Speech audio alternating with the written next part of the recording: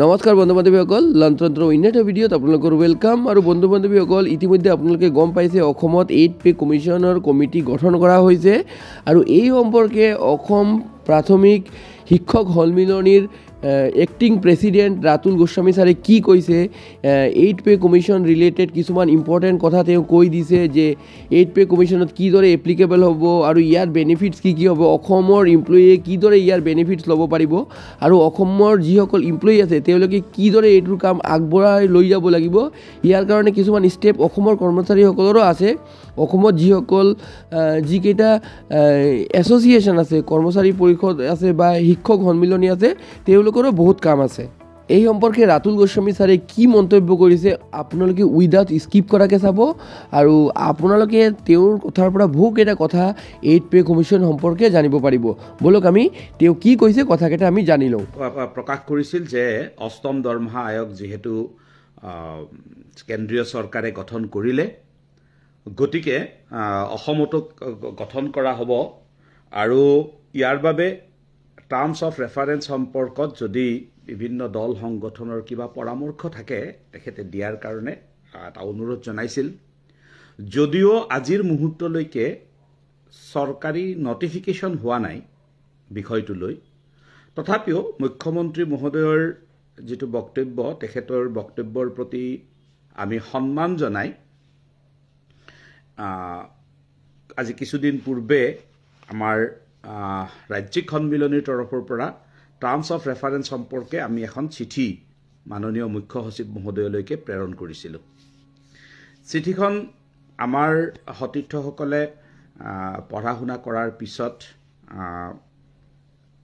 Social মিডিয়ালৈকে আনিছিল, আৰু social মিডিয়ালৈকে অনাৰ পিছতেই বিভিন্নজনে বিভিন্ন ধৰণৰ কমেণ্ট প্ৰকাশ কৰিছিল।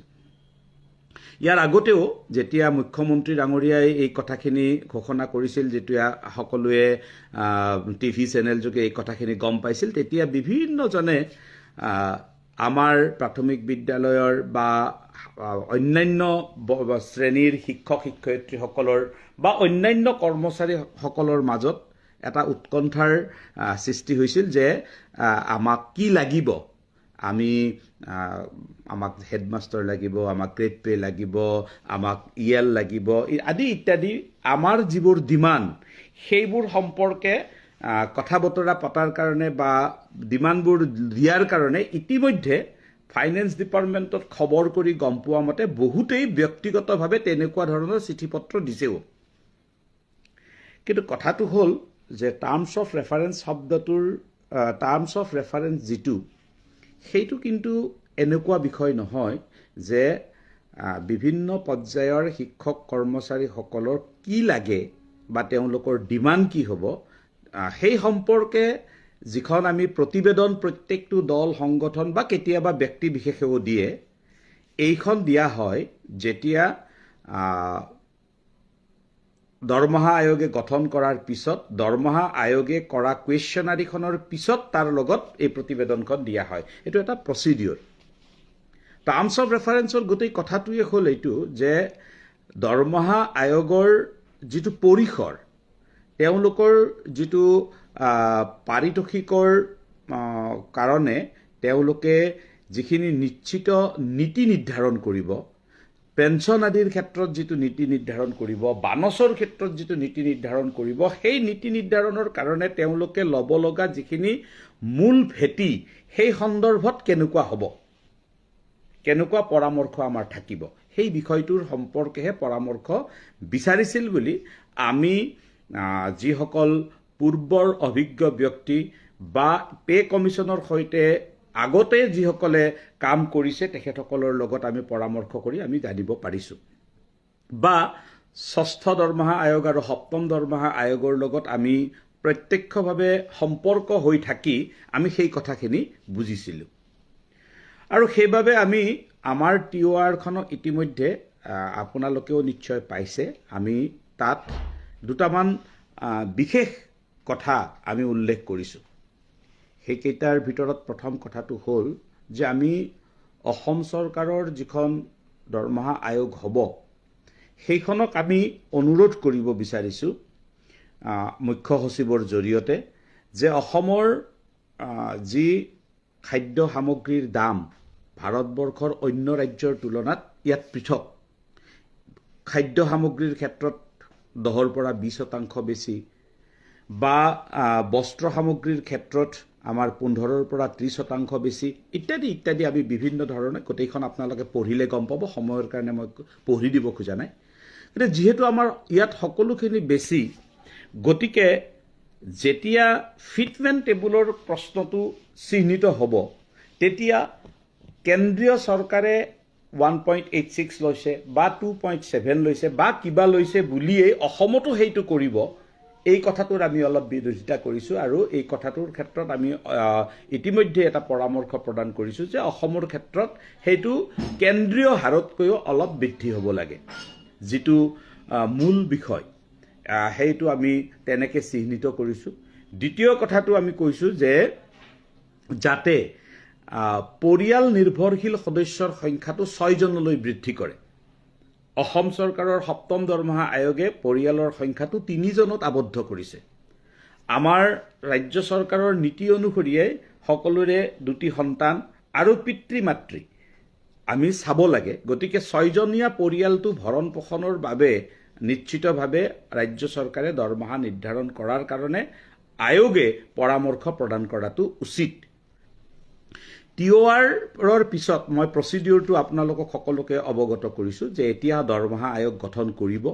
দৰমহা আয়োগ গঠন কৰাৰ পিছত দৰমহা আয়োগে এখন কুৱেশ্যনাৰী দিব। সেই কুৱেশ্যনাৰীখনৰ আমি সকলোৱে উত্তৰ দিব লাগিব আৰু তাৰ লগত আমাৰ নিজস্ব যিবোৰ আমাৰ ডিমাণ্ড থাকিব সেই ডিমাণ্ডবোৰ আমি তাত সংলগ্ন কৰিব লাগিব যুক্তিসহ। সেইখিনিৰ কাৰণে আমাৰ হাতত অকণমান সময় আছে। আৰু দ্বিতীয় প্ৰসংগটো হ'ল সকলোতকৈ বেছিকৈ উত্থাপিত হোৱা প্ৰসংগ এটা, সেইটো হ'ল যে হেডমাষ্টাৰৰ পোষ্ট কি হ'ব, 8,700 কি হ'ব। নিশ্চিতভাৱে আমি আমাৰ গ্ৰেড পে সম্পৰ্কীয় বিষয়টো আমি উপস্থাপন কৰিবলৈ যাওঁতে 6ষ্ঠ দৰমহা আয়োগত, 5ম দৰমহা আয়োগত, 7ম দৰমহা আয়োগত যেনেকৈ সন্মিলনীয়ে এই বিষয়টো উপস্থাপন কৰিছে একেধৰণে ইয়াক উপস্থাপন কৰিব। মই শিক্ষাবৰ্ষ সম্পৰ্কে যোৱাৰ আগতেই অন্যান্য বুলি এটা শব্দ লিখিছিলোঁ, তাৰ ৰেফাৰেঞ্চত কৈছোঁ। মই আজি এগৰাকী শিক্ষক বন্ধুৰ লগত এই বিষয়ত কথা পাতিছিলোঁ 8,700 প্ৰসংগত। তেওঁক মই সুধিছিলোঁ যে মানে আমি কথা পাতোঁতেই কথা প্ৰসংগতে মই সুধিছিলোঁ, মই নাম ক'ব খোজা নাই, যে এই যে আমি 8,700 টকাটো পাইছোঁ এইটো আমাৰ গ্ৰেজুৱেট গ্ৰেড পে নহয় নেকি?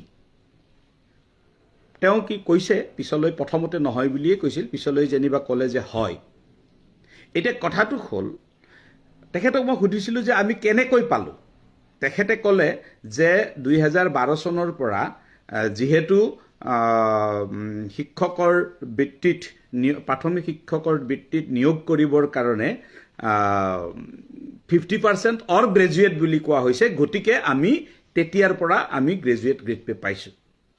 মই তেখেতক ইতিমধ্যে বুজাই কৈছোঁ আৰু এই লাইভৰ জৰিয়তে যিসকলে তেনেকৈ ভাবে তেখেতসকলক ক্লিয়াৰ হোৱাৰ কাৰণে কৈছোঁ যে আমি প্ৰাথমিক বিদ্যালয়ত কাম কৰি থকা স্নাতক শিক্ষকসকলে 6ষ্ঠ দৰমহাৰ পৰাই আমি স্নাতক হিচাপে আমি এটা মান্যতা পাই আহিছোঁ।